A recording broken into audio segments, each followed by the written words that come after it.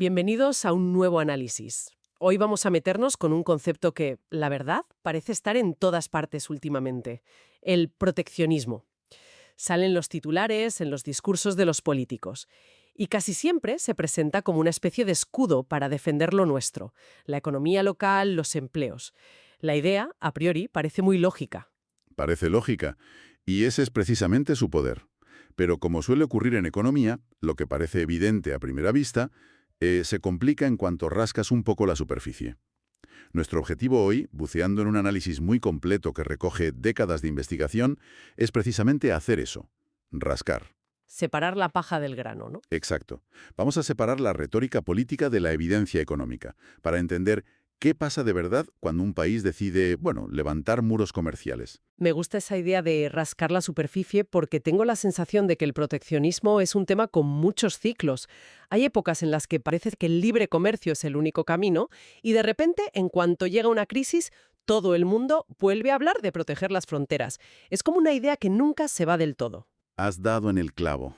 Es como un río subterráneo en la historia económica. Aflora con fuerza en momentos de incertidumbre. Y la clave de nuestra conversación de hoy será entender por qué, a pesar de lo que dice la mayoría de la evidencia económica, sigue siendo una herramienta política tan tentadora y recurrente. Veremos las consecuencias reales, más allá de las intenciones. Vale, pues empecemos por lo básico. Cuando yo pienso en proteccionismo, me vienen a la cabeza dos cosas: los aranceles, que son como un impuesto que pagas en la aduana, y las cuotas, que es limitar la cantidad de algo que puede entrar. Pero supongo que esa es solo la punta del iceberg, ¿no? ¿Cuáles son las formas más creativas o más sutiles que usan los gobiernos para protegerse sin que se note tanto? Es una pregunta excelente, porque ahí es donde está la verdadera partida de ajedrez del comercio moderno. Los aranceles son el muro de ladrillos, visible para todos.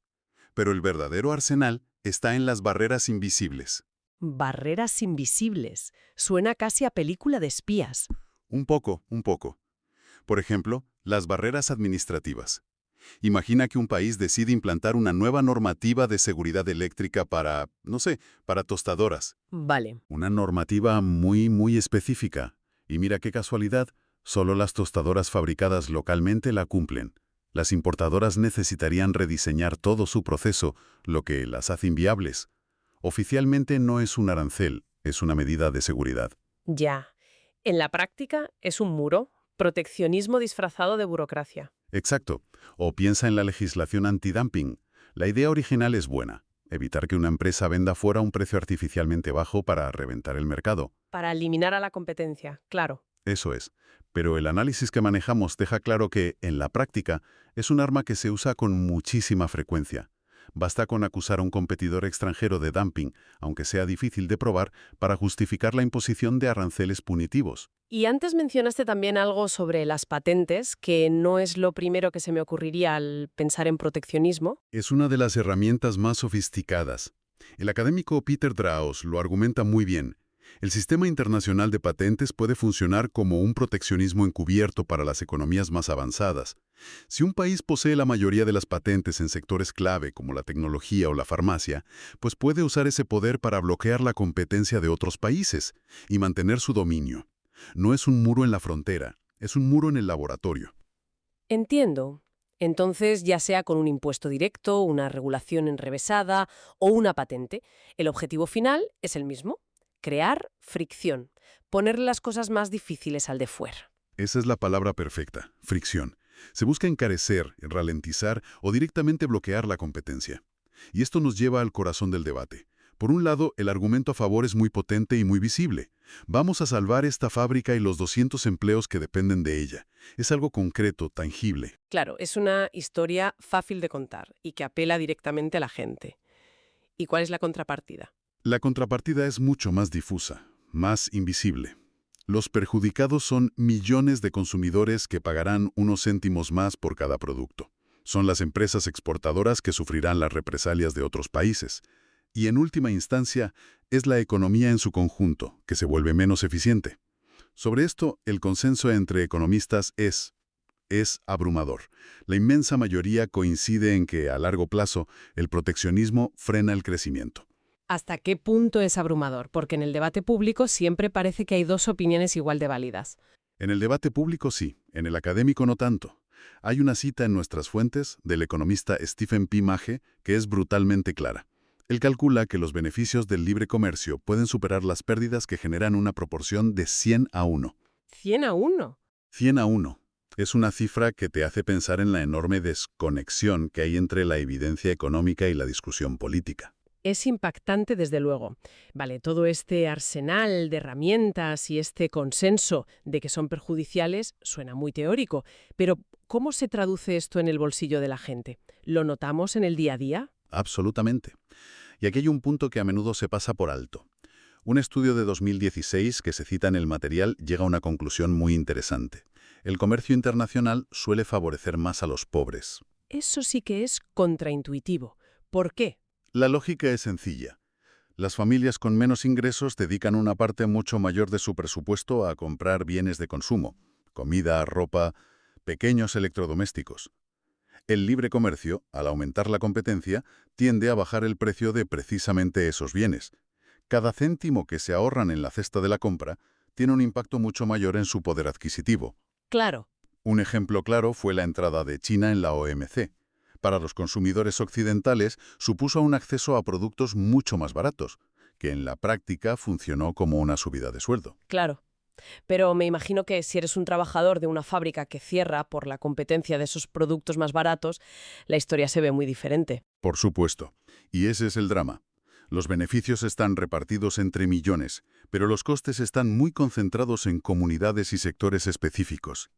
Pero esto nos lleva a otra parte fundamental del debate, el famoso argumento de la industria naciente. Ah, la idea de que hay que proteger a las empresas cuando están empezando, ¿no? Exacto. Es el principal argumento a favor del proteccionismo en los países en desarrollo. La teoría dice, nuestra nueva industria de coches no puede competir de salida con los gigantes alemanes o japoneses. Necesitamos ponerles aranceles durante un tiempo para que nuestra industria crezca, aprenda y se haga fuerte. Y en teoría suena razonable. Funciona en la práctica. La teoría económica dice que podría funcionar, pero con dos condiciones que son casi imposibles de cumplir. A ver. Primero, la protección debe ser estrictamente temporal. Hay que poner una fecha de caducidad y cumplirla. Segundo, el gobierno tiene que ser un genio eligiendo a los ganadores, o sea, saber qué industrias tienen de verdad potencial.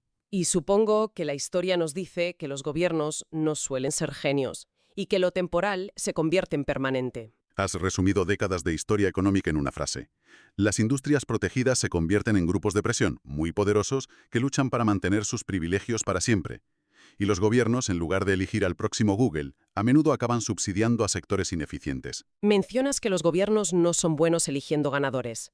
Eso me hace pensar en otro punto que tocamos antes, las patentes. ¿No es el acuerdo TRPS de la OMC una forma en la que el sistema global elige ganadores, pero a favor de las grandes corporaciones? Es una analogía perfecta. El acuerdo TRIPS impone un modelo de protección de la propiedad intelectual muy estricto, el de los países ricos, a todo el mundo. En la práctica, funciona como una barrera que protege a las grandes farmacéuticas, a las tecnológicas, dificultando que surjan alternativas de bajo coste en otros lugares. Y esto ha provocado crisis humanitarias, ¿verdad? Recuerdo el caso de los medicamentos contra el SIDA en África. Fue el ejemplo más dramático. A finales de los 90 había tratamientos que podían salvar vidas, pero sus patentes los hacían carísimos, inaccesibles en África. La presión internacional fue tan brutal que se tuvo que firmar la Declaración de Doha en 2001, que básicamente decía que el derecho a la salud pública estaba por encima de las patentes en caso de emergencia. Y hemos visto una repetición casi exacta de ese conflicto hace muy poco, con las vacunas de la COVID-19. Un eco casi idéntico. Más de 100 países en desarrollo pidieron una suspensión temporal de las patentes para poder producir sus propias vacunas. Y la petición fue bloqueada por los países del G7, donde tienen su sede las grandes farmacéuticas. Es el proteccionismo del conocimiento en su máxima expresión. Es increíble pensar que este debate tiene siglos.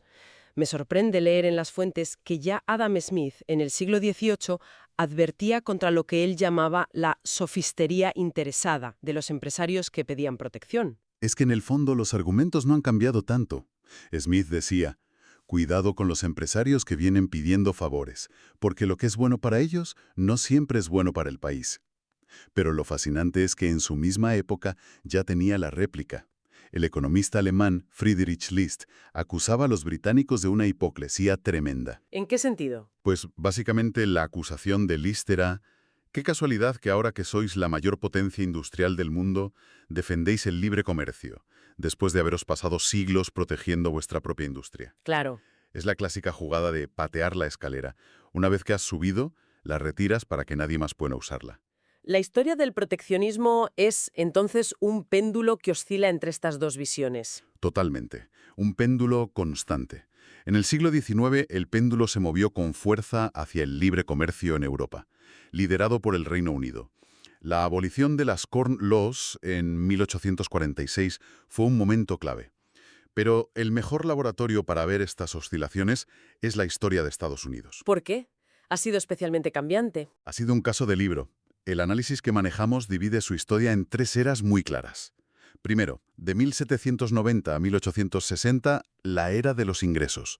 Los aranceles no eran para proteger, eran la principal fuente de financiación del gobierno.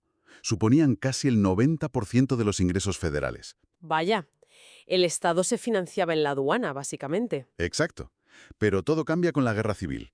De 1861 a 1933 entramos en la era de la restricción.